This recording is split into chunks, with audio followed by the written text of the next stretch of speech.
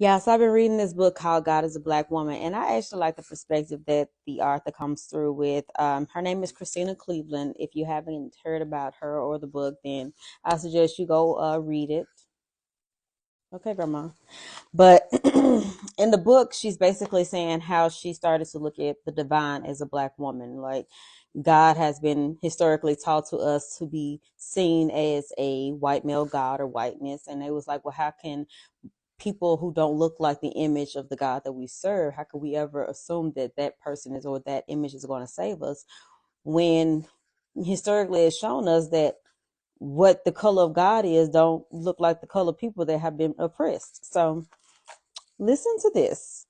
She said, I eventually accepted the idea of a feminine divine, but the idea of a sacred Black feminine continued to elude me. For example, I struggle to believe Douglas when he said Christ is a Black woman whenever Black women act to establish life and wholeness for the Black community.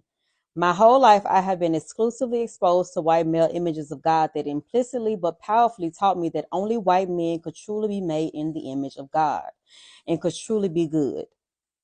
As a result, it was excruciatingly difficult for me to begin to see my Black female reflection in the Holy Divine. And in typical white patriarchal fashion, in the Holy Divine, I'm sorry, in a typical white patriarchal fashion, I blame the victim, myself.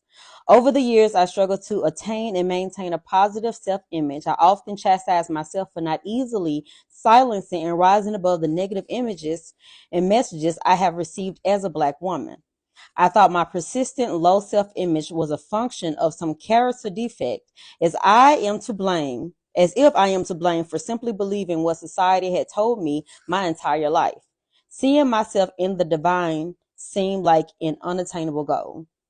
And I was, you know what, that really stood out to me because my entire life, my mom has always told me that God is the image of you, the color of who you are. God is a Black man, but it's so many ways that religion and spirituality coincide because it's like you have to have like what I've always known, the Father, the Son, and the Holy Ghost, but who is the Holy Ghost? Like the feminine was just snatched away from religion, and it's like we're become okay with that. Like there's no balance, like there's no mother, like it's just God. And I'm not going against anybody what y'all believe. Hey, that's what you do.